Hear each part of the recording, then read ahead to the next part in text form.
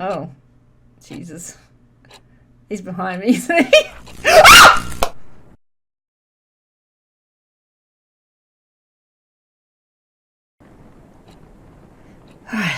Let's get over to the lights. Lights. No, they don't go. Alright. Let's not worry about it then. Turn that light on. Oh, there's a note. My first Rosen Peek weekend. As the name itself gives away, the small town fits perfectly as a setting for a mystery horror genre. Lush forest, endless hills, and a lake that I'm certain is hiding a couple of dead bodies. I could pay a visit one day and take some gorgeous shots. As for now, I'm just going to leave those POI, or points of interest, on my to-do list, which is already filled with a crazy amount of homework. I now know why youngsters of Wayrite will try their best to get as far away from school as possible after class to escape from choking on the pressure that teachers give them. Even on weekdays, pretty girls like Stacey will have their boyfriends give them a ride, and others make use of the power of public transportation to get to the more crowded part of town. It does feel too quiet with no one left in school, but at least I don't feel as lonely as I was in San Diego. At least I don't have to watch everyone I know turn their faces away like I'm some kind of a demon spawn. At least I don't have to be reminded how fucked up things can be in a single moment. Moving on won't be easy, but as long as I keep myself busy, it won't be that hard. As for my weekend plan, I'll just improvise in the morning. Write you later, Sam.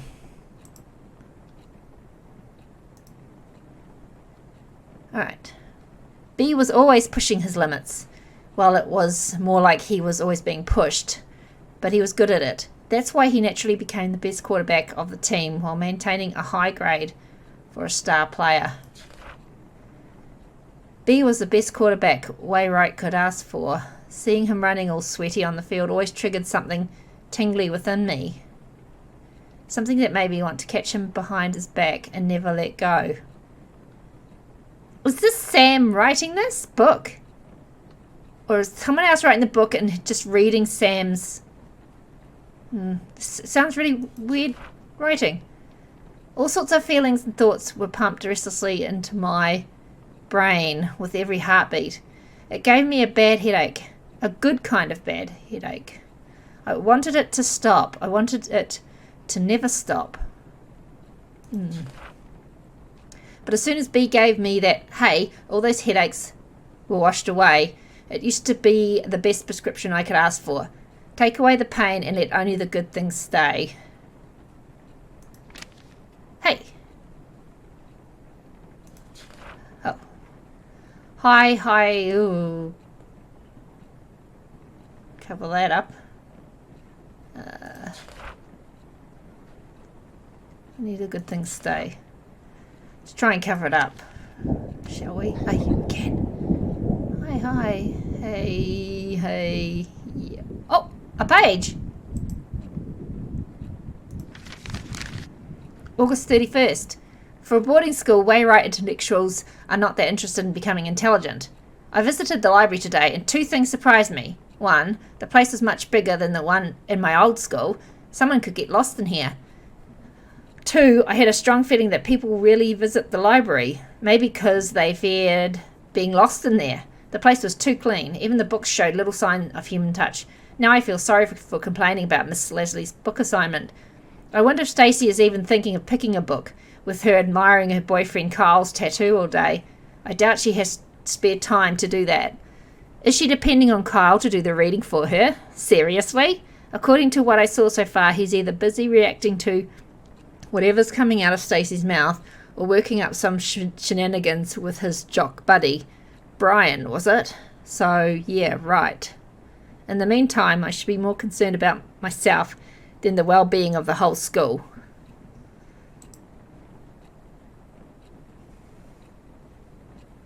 Alright. Okay, let's go. Open those eyes. No need for words. The sweetest love songs those eyes utters. So turn around and sing for me. Whoa. Okay.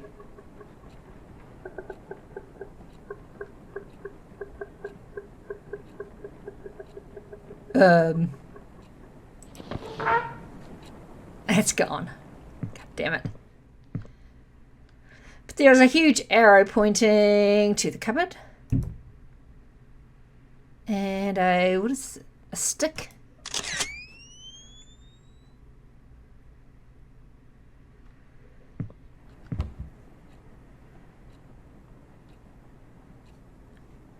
Yeah, put the stick down. Can I? Somebody under the bed. Did someone take the photo from like under the bed? It looked like it, or did they run out? They might have run out. No.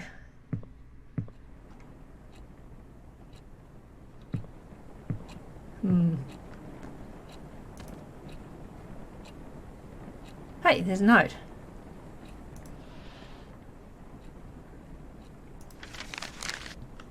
September the 4th. Visited the library again, a bit more people than before, and among them was Brian. It's not worth the bother, but seeing a major skank's boyfriend's bud wandering around the library is uncanny by anyone's standards. He must have been there to pick a book for Miss Leslie's assignment. I almost got too close to him trying to see what he was going to pick. I really hope he didn't notice that.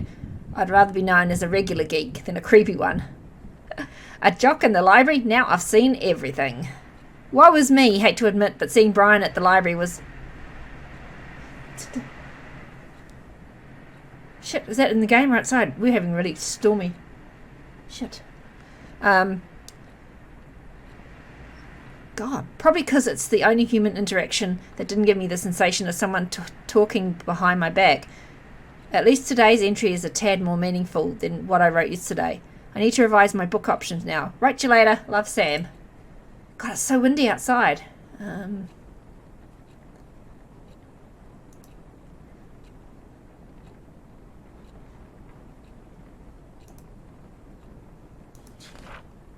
I miss him.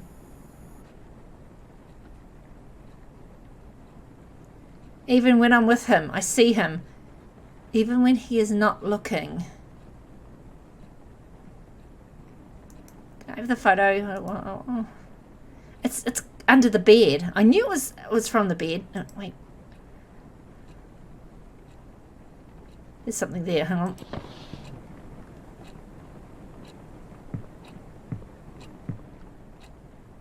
Oh, you bastard. Are you... Okay.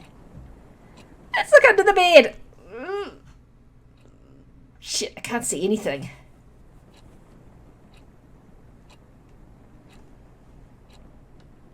Oh well.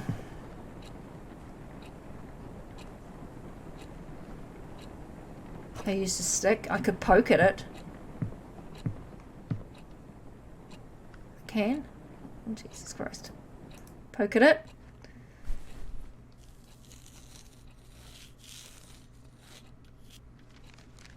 Oh. God. Right. Whew. September the 7th. It was Mr. Kane's 9th psychology class and he still managed to come up with another lame activity. This time he gave each of us a sheet and made us write down some of our own personal traits. For the next 10 cringy minutes, I managed to squeeze out some of the aspects of myself that I could hate less. After that, Mr. Kane told us to think about whether or not others would agree to each of them. He called it re-engaging this perspective towards oneself, blah blah. Well, like I really needed to reevaluate my stupid self. But it's not the dumb subconscious exercise that's bugging me right now. When the papers were being passed around, Brian, yep, him again, kinda smiled at me. It's 11 p.m. now. Why am I writing about this?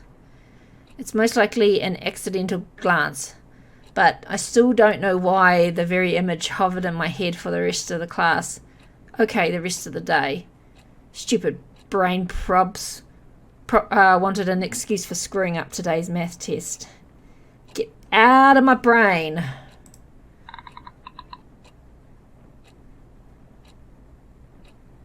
Dude. Get away from the bed.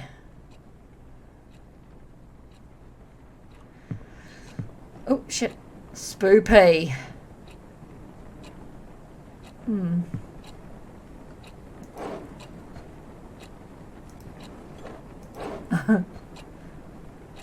Such a mess. Right. Back to the book, I guess. As the time we spent together grew longer, one question kept on growing with it. What does the me in B's eyes look like? Does he see me as I see him? Does he see me as I see myself? Does he see me as I want him to? I screamed in agony, but there was nobody to even hear it. Will others think that I do this pencil? Do not overthink. I don't overthink anything. I would never lie to my friends. Never use others for my personal gains. No. Won't betray anyone close to me. Others think that I won't betray. That's what they think. Never act on an impulse. Don't run away from my responsibilities. Am I fucking freak? Yeah, and it changed it all to no. Yep. Oh god. Okay, put the pencil down. Another note. I was returning some of the books I checked out when he came out of nowhere. Hey, anything worth reading? I never thought the voice was aimed at me, but my heart was somehow already skipping a beat. Brian had to tap me on the shoulder to get my complete attention. Sam, right? I saw you going in and out of the library, he said with buttery voice. It's not like I've been stalking you or anything. I come here from time to time to get the stupid assignment out of the way so I can focus on my games. He said he couldn't find anything interesting to read, and since all he could think of were comics, he could use some guidance. My mind was still jumbled up from the ambush. All I remember saying is, how about Misery? Stephen King's works are good enough to get you started, because boys like any story with blood and breaking bones, right? Oh god, I don't recall how the rest of the conversation went, but I'm certain he said see you later at some point, and I said yeah, see ya. Misery. Real nice, Sam. If Brian didn't know you were a weirdo, he does now.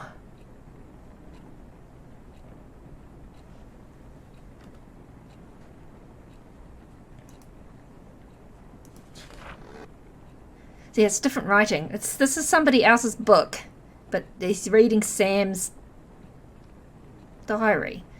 Alright, what I did for B. All of them, because I loved him. Why couldn't he just understand? Others were nothing but poison. I was the only one who truly cared, but B didn't even appreciate the things I've done for him. I never wanted a drama. I wanted a poemish life, a tender, subtle love story written only for his eyes. It's totally fine if no one else gets it, as long as B does. B was always welcome in my world. I gave him the key to it. Even if he lost it, he could always come back to our world and find it. And I think it's a good time to come back now, B. Let's go back to our small world, where I placed my hearts at everywhere you loved. Let's go back. Go back.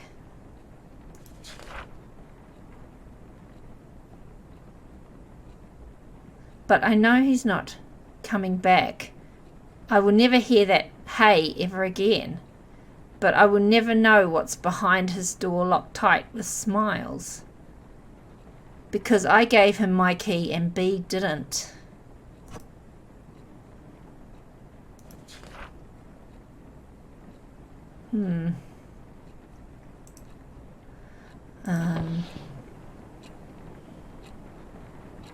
Okay, so it's unlocked the drawer, I guess. I guess it goes to here. No. Hearts.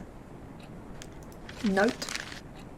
September 16th. Turns out the lake does have a history of having a dead body in it. I know this because I visited there. I visited there because Brian took me there. What?